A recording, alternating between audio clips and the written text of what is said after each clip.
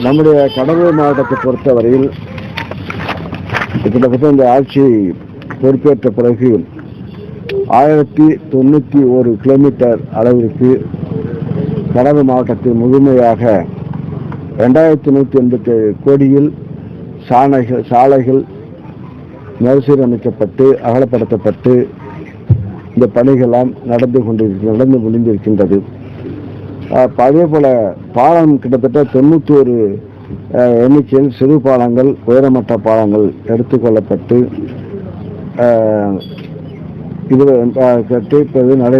பணிகள் சில முடிவுற்றது, சில நடைபெற்றுக் கொண்டிருக்கிறது. அதனுடைய மதிப்பு 323 கோடியில் மேம்பாலங்கள், பாலங்கள், சிறு பாலங்கள் என்று கடலூர் மாவட்டத்தில் எந்தெந்த இடங்களில் மழையினால் பாதிக்கப்படுகிறது என்று அறிந்து அது அடைமழை பெய்தாலும் பெருமழை பெய்தாலும் அந்த பாலங்கள் இல்லாமல் கிராம இணைப்பு இல்லாமல் இருக்கக்கூடாது என்று அறிவித்து நம்முடைய மாவட்டத்தில் கடலூர் மாவட்டத்தில் அனைத்து பகுதிகளிலும் மேம்பாலங்கள், சிறுபாலங்கள், பெரிய பாலங்கள்லாம் கட்டி முடிக்கப்பட்டு முழுமையாக முடித்த மாவட்டமாக இந்த மாவட்டம் இருக்கின்றது. அதே போல சாலை பாதுகாப்பு பணிகள் பொறுத்தவரையில் 34 எண்ணிக்கையில் அதிகமாக விபத்துகள் நடைபெறாமல் சாலை பாதுகாப்பு பணிகள் 15 கோடியில் சீரமைக்கப்பட்டிருக்கிறது.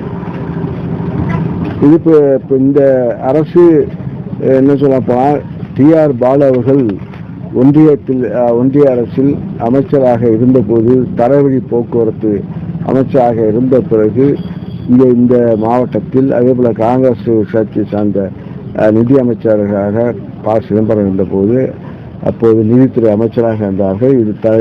இது சாலை பாதுகாப்பு அமைச்சராக இருந்து தமிழ்நாட்டுக்கு இந்த அளவுக்கு சாலை வசதி ஏற்பட்டது என்றால் கலைஞருடைய ஆட்சியில் இதையெல்லாம் சாலை விரிவாக்கம் செய்யப்பட்டு ஓரளவுக்கு தமிழகம் ஒரு பொருளாதார முன்னேற்றம் ஏற்படக்கூடிய அளவுக்கு சாலை விரிவுபடுத்துகின்ற போது அங்கு உள்ள நிலத்துடைய மதிப்பும் அதிகப்படுத்தப்பட்டிருக்கிறது. அப்போ இந்த சாலையை இருவழி சாலை ஆக்கும்போது இந்த பகுதியுடைய நிலங்கள்லாம் மதிப்பு அதிகமாக மதிப்பு கூட்டப்படுகிறது. ஆக வடநாட்டை TR பாலு அவர்கள் தரைவழி போக்குவரத்து அமைச்சராக இருந்தபோது சாலைகள் இப்போது ஸ்டேட் ஹைவேஸ் எல்லாம் நேஷனல் ஹைவேஸ் ஆகவும் மாற்றப்பட்டு, உதாரணமாக சிதம்பரம் டு திருச்சி சாலை ஒரு காலத்தில் ஸ்டேட் சாலையாக நம்முடைய மாநில சாலையாக இருந்து அப்போது TR பாலு அவர்கள் அமைச்சராக போது நிதியமைச்சராக ப. சிதம்பரம் இருந்தபோது அந்த தளம் உயர்த்தப்பட்டு தேசிய நெடுஞ்சாலையாக மாற்றப்பட்டு இப்போது அதனுடைய தொடக்கமாக தான் இந்த சாலைகள்லாம் இப்போது விரிவடைந்தப்பட்டிருக்கிறது. தமிழகம் சாலையில் அதிகமாக இந்தியாவிலே தனிய சாலை வசதி, பாலங்கள் வசதி பெறுகின்ற மாநிலமாக தமிழகம் இருந்ததற்கு காரணம் முதலமைச்சர் கலைஞர் அவர்கள் இருந்த காலத்திலிருந்து இது 6 முறை ஆட்சி இருந்த காரணத்தால் தான் தமிழகம் இந்த அளவுக்கு ஒரு விழிப்புணர்வாக இப்போது முதலமைச்சர் அவர்கள் 7வது முறையாக இருந்தபோது இப்போது பொருளாதார வளர்ச்சி கிட்டத்தட்ட 16% எட்டியிருக்கிறது. அழிவிலிருந்து இதுதான் தீய சக்தியா நல்ல சக்தியா என்பது மக்கள் சிந்திக்க வேண்டும். தீய சக்தி சொல்லுகின்றவர்கள்லாம் அவர்கள் என்ன சக்தியாக இருந்தார்கள் என்பதையும் நாட்டு மக்களுக்கு தெரியும். இதுவரையில் ஒன்றுமே செய்யாதவெல்லாம் இதை சொல்லுகின்றார்கள். இதெல்லாம் செய்தது தவறா?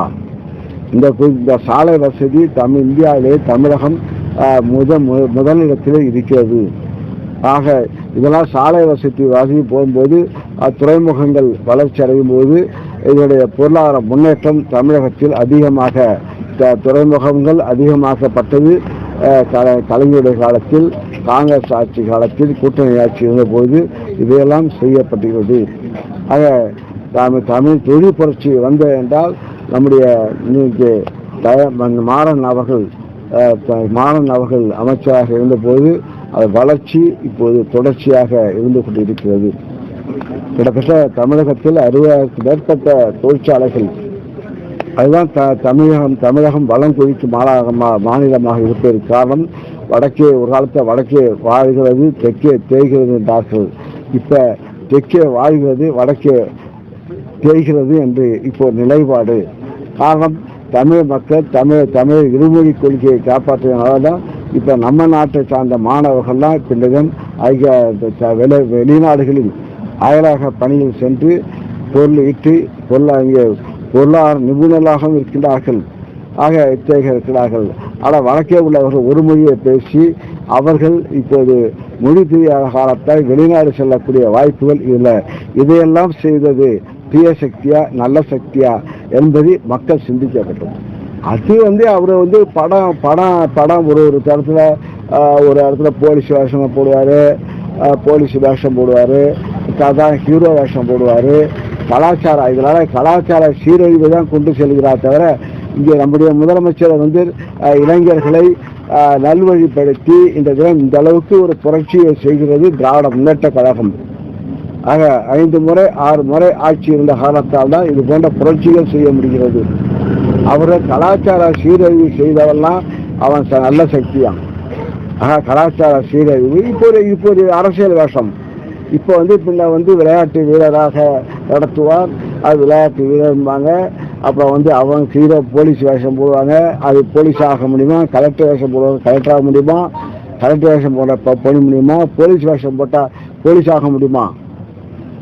ஒரு வேஷம். அப்போ இப்போ முதலமைச்சர் வேஷம் போடுறாங்க.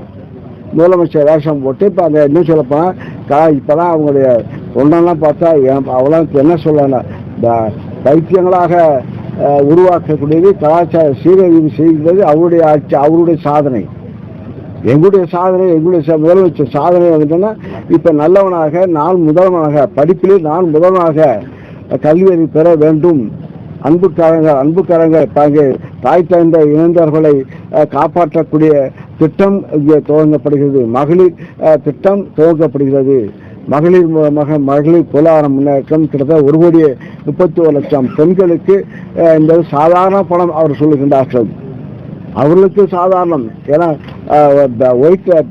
பிளாக்ல பணம் கட்டவங்க அவங்க தவறு செய்வது முதலே அவங்க சம்பளம் வாங்கிட்ட சம்பளத்தை ஒரிஜினல் சம்பளம் எவ்வளவு என்று சொல்ல முடியுமா?